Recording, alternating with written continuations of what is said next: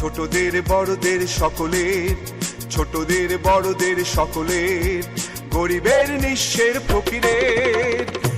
আমারই দেশ সব মানুষের, সব মানুষের। একটি বিশেষ ঘোষণা, একটি বিশেষ ঘোষণা। এই মর্মে ২ নং সাদুল্লাপুর ইউনিয়নের সকল অভিভাবক ও ছাত্রছাত্রীদের সদয় অবগতির জন্য জানানো যাচ্ছে যে সন্ধ্যার পর বিনা কারণে কোনো ছাত্রছাত্রী বাড়ির বাহিরে বের হতে পারবে না।